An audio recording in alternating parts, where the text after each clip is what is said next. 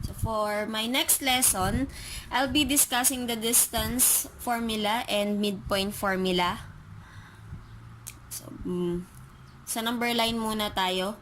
So, on a number line, the distance between two given points, halimbawa ay A at saka B, it is denoted by the distance from point A to point B is denoted by their absolute by the absolute value of their difference. So if AB, to find the distance of AB, kung si A ay nasa negative 3 at si B is at positive 1, para makuha natin yung distance, we are going to get the absolute value of their difference. So negative 3 minus 1. Negative 3 minus 1 is negative 4. And the absolute value of negative 4 is 4.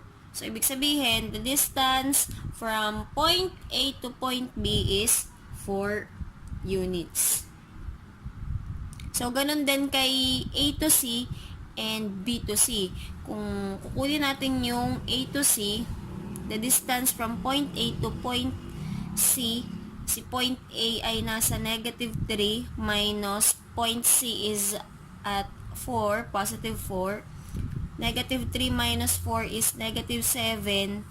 So, the distance from point A to point C is 7 units.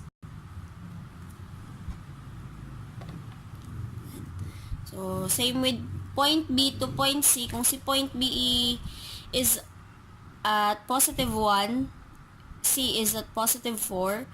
So, getting the absolute value of their difference, 1 minus 4 is negative 3. Absolute value is positive 3. The distance from point B to point C is 3 units.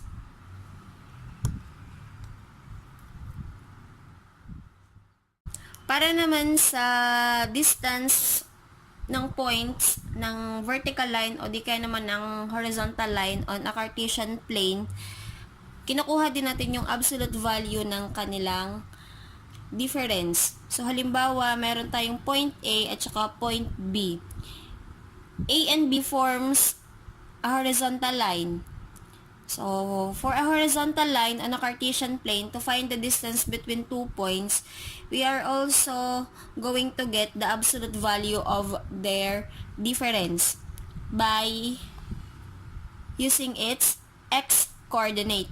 So, ang x-coordinate natin for A and B is negative 4 and positive 3. So, to find the distance from point A to point B, which is a horizontal line, that is the absolute value of negative 4 minus 3, which is equal to the absolute value of negative 7, and the absolute value of negative 7 is 7. So, the distance from point A to point B, simula dito kay A, papunta kay B, is 7 units. Pagka naman vertical line, so kung meron tayong point C at point D, at gusto nating malaman kung ano ang distance ng point C to point D, ang gagamitin naman natin to get their distance is their y-coordinate kasi vertical yung line natin. So, the y-coordinates of C and D is 1 and negative 4. So, to find the distance from point C to point D, which is a vertical line, is 1 minus negative 4. The absolute value of 1 minus negative 4. The absolute value of 1 minus negative 4 is 5. And the absolute value of 5 is 5. So, the distance between point C and point D is 5 units.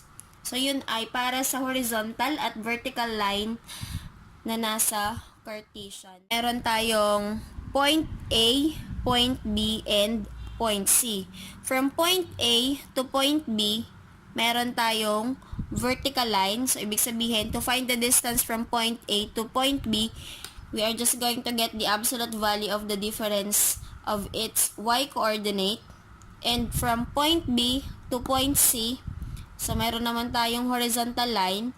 And to find the distance from point B to point C, that is the absolute value of the difference of their x coordinates sa absolute value ng x sub 2 minus x sub 1. Paano natin kukunin ngayon ang distance ng point A to point C? So, kung mapapansin nyo, mayroon tayo ditong right triangle. And on a right triangle, by the Pythagorean theorem, alam natin that the sum of the square of its two legs, yung sum ng square ng dalawang legs na ito ay equal sa square ng kanyang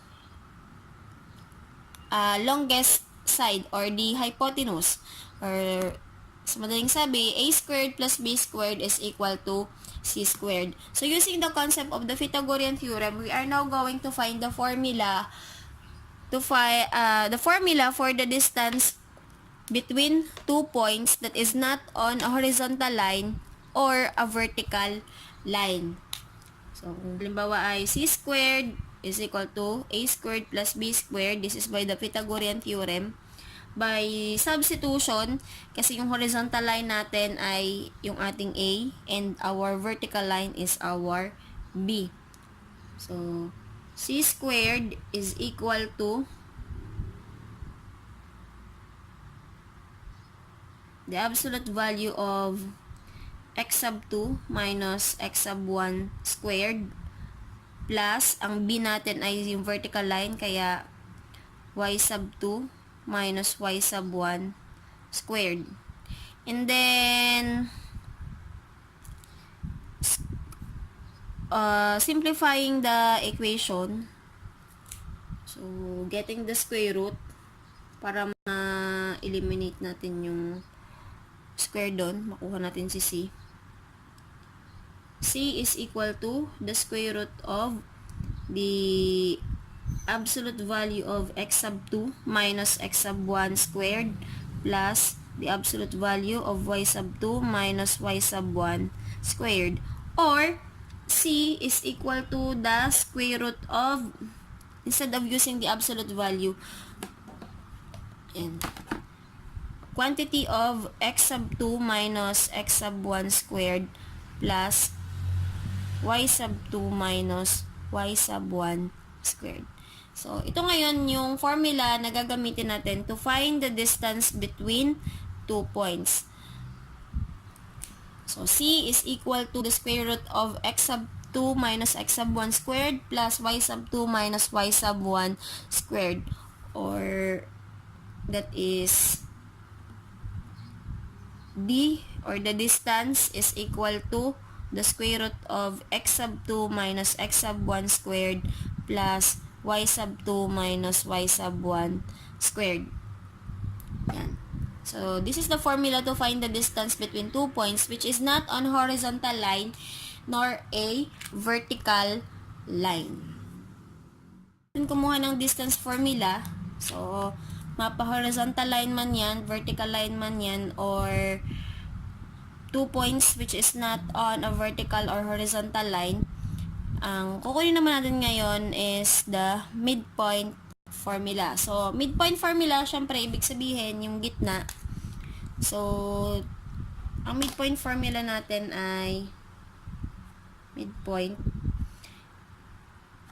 formula, kinukuha natin dyan ay coordinates. So, ibig sabihin, yung average ng x and y coordinate natin, x sub 1 plus x sub 2 over 2 para sa x coordinate.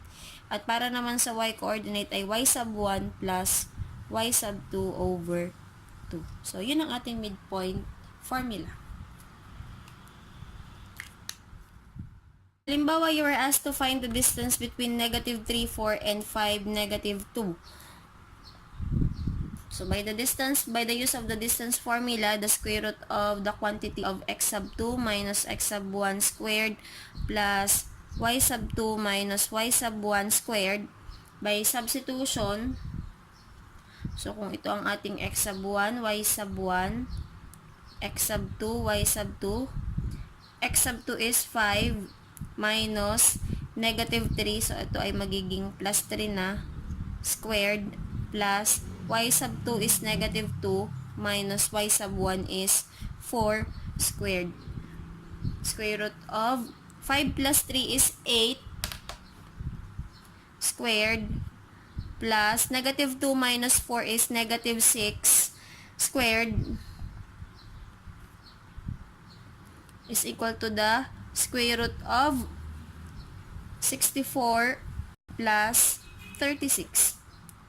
So that is the square root of 100, which is equal to 10. So therefore, the distance between negative 3, 4 and 5, negative 2 is 10 units. So, ganun lang kasimple ang distance formula natin.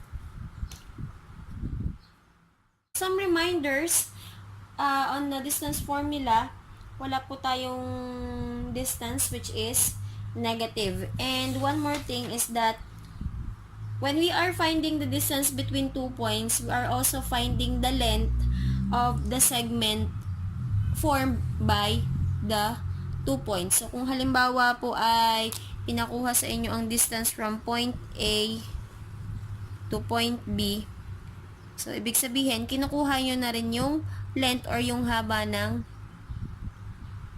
A papunta kay B. So, D is equal to L. Ano po? Yun. Yun lang. Bye.